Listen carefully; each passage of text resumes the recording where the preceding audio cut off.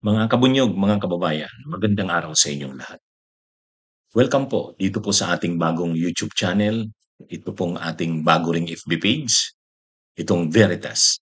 Dito po, pumipili po tayo ng topic na sa tingin natin maganda nating pag-usapan, i-discuss po natin, bigyang paliwanag, bigyang linaw, para po maunawaan ng ating mga kababayan ang totoong kalagayan ng ating bayan.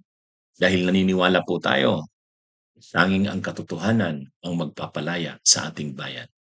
So ang napili nating topic ngayon, kaugnay na po ito dito sa ah, ginanap na mga protesta, mga rallies sa iba't ibang panig ng Pilipinas, maging sa iba't ibang panig ng mundo na may mga kababayan nating Pilipino. Yung mga ginawa po ngayong mga malawakang protesta.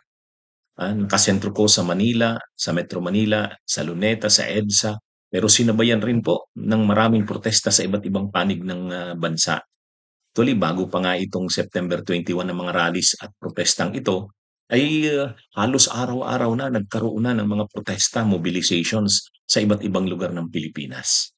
Ngayon, ang gusto nating ipakita ngayon, sa susunod na mga araw, nakikita natin, malaki ang magiging problema ng mga politiko sa Pilipinas. Anong ibig sabihin natin dito? Alam naman natin na matagal na panahon ang mga politiko nagagawa nila ang lahat ng pwede nilang gawin. Yung garapalang korapsyon, kaya nga ano tayo, nalula tayo sa na-reveal, nalantad dito sa mga itong mga nakita natin, yung mga anomalya sa flood control, grabe. Talagang garapala na. Alam na nating may korapsyon. Alam na nating ah, ang ganyang sistema ay umiiral sa bansa. Pero itong mga nakita natin itong nakaraang mga araw, nabantad sa atin, nalantad sa publiko, ang kagarapalan. Ang wala ng wala ng ang sobra ng pagkagahaman ng mga politiko sa ating bayan. At hindi na lang ng mga politiko, mga opisyal ng DPWH at ng gobyerno, pati COA, lahat talaga. Pati mga pribadong mga kumpanya, mga kontratista, lahat. Kaya sa nangyaring ito, ah, talagang sobra na ang galit ng bayan. Dahil sa sobrang galit na ito ng bayan, hindi na ang mga politiko, hindi na sila makakagawa ng mga bagay na tulad ng dati. Siguradong magkakaroon ng pagbabago 'yan. Hindi pa man natin mawakasan ng ganap ang korapsyon sa Pilipinas, pero hindi na puwede yung dating paraan ng mga politiko na parang akala nila magagawa nila yung lahat ng puwede pa nilang gawin, hindi. Nitong mga susunod na araw, ngayon nakikita naman natin ang mga politiko nagkakandara pa sa pagdepensa ng mga sarili nila. Nag-aaway-away nga sila, ah, ah Actually, makikita natin yung awayan ng mga politiko ngayon. Halimbawa, kung makikita natin, mapapanood natin yung sabi ni Jinggoy, "Lahat naman tayo opisyal ng gobyerno, bakit kami lang?" Actually, 'pag ininterpret mo yun, puwedeng sabihin mo, "Lahat naman tayo korap, bakit kami lang ang hinahabol niyo?" Kaya sa darating na mga araw, hindi hindi puwedeng walang gumulong na ulo. Ang mamamayang Pilipino ay humihingi ng mga ulong mapapanagot. Ah, Kailangan hindi puwedeng basta lang na ganyan, na nakita na ng taong bayan, walang mga ulong gugulong. Hindi puwede yung may mga magre-resign lang sa DPWH, hindi. Hindi puwedeng yung may anuhin lang, tatanggalin lang sa puwesto, hindi. Hindi puwede yun, hindi tatanggapin yan ng taong bayan. Sa tindi ng mga nangyaring ito, hindi papayag ang taong bayan na ganyan lang. Kailangang may makulong. At kailangan ang mga makukulong, mapanagot, hindi lang mga kontratista, hindi lang DPWH. Hindi papayag niyan ang taong bayan. Yan ang magiging problema ng administrasyon ni PBBM. Sinimulan ito ni PBBM, sa kanya ang kredito nito. Kaya nga hindi siya masyadong kini-criticize ng todo. Kasi kahit papaano siya ang nagpasimula nito. Sa ngayon nakakalibre pa siya. Hindi siya ang pinupuruhan. Pero Hindi naman puwedeng, sabihin na lang na wala siyang alam diyan, na hindi niya naman kagagawan 'yan, hindi niya rin alam 'yan. Hindi puwedeng gano'n, hindi puwede siyang maghugas kamay na lang lagi. Kailangan niya ring ipakita yung kaniyang, ang kaniyang pangil, ang kaniyang galit, Okey nung SONA niya nagsabi siya, "Mahiya naman kayo." Pero hindi puwedeng ganyan. Actually may nagre-react nga, hindi. Ang sabi nga sa kanya, biro lang yung sabi ni Anjo Iliana, mali din naman si Anjo Iliana, Duterte yun.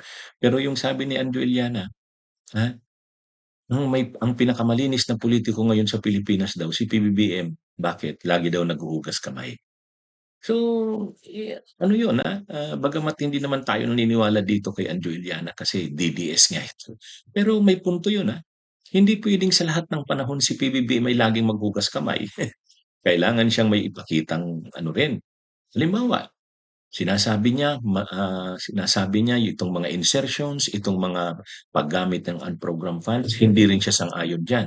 So kung hindi siya sang-ayon diyan, ibig sabihin naisahan siya ng mga nakapaligid sa kanya, ay parusahan niya yung mga nakapaligid sa kanya.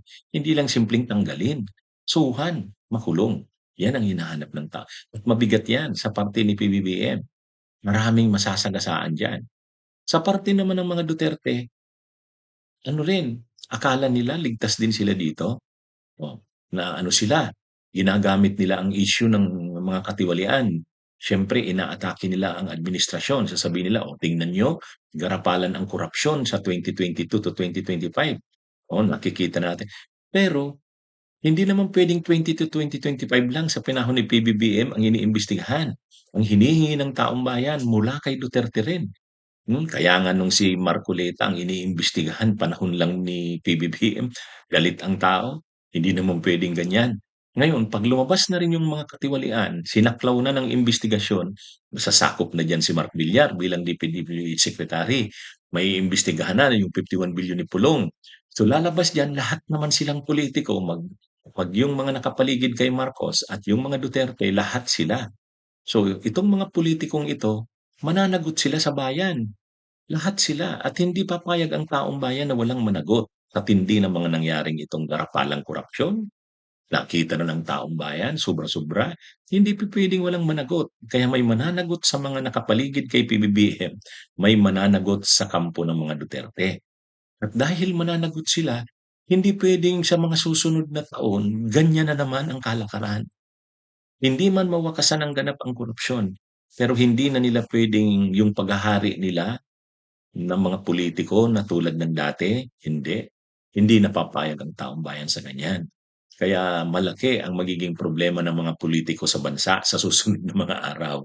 Ang pinakamalinaw na indikasyon niyan, kahit gaanong suportado ng mga pulitiko si Martin Romualdez bilang speaker, dahil galit na ang tao, hindi na nila kaya. Hindi kaya, naobliga si Martin Romualdez na mag-resign. Kahit si PBBM pinsan niya 'yan, loyal sa kanya 'yan, hindi niya na rin kayang i-maintain. Sa madaling sabi, sa susunod na mga araw, ang mga pulitiko ay hindi na puwedeng mag-rule, maghari ng tulad ng dating paraan. Magiging ano sila, kumbaga ang taong bayan ngayon naman ang naniningil sa kanila.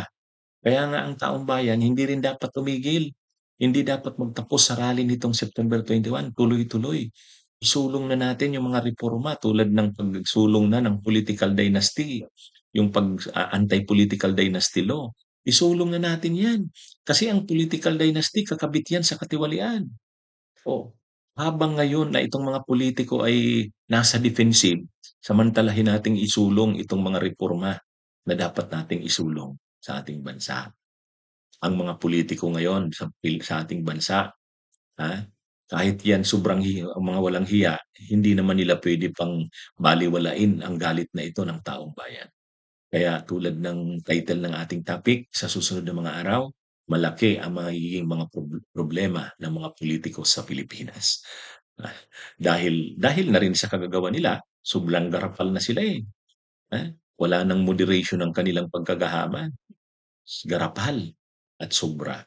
Kaya ang galit din ng taong bayan ay actually, hindi pa nga tayo umaabot sa tulad sa Indonesia at saka sa Nepal kasi napakabait ng mga Pilipino. Pero kahit naman tayo mabait, hindi naman puwedeng ganito lang lagi. Kaya Kaya nga kumikilos at kumilos na ang taong bayan. Magandang araw sa inyong lahat. Ito po ang ating Veritas.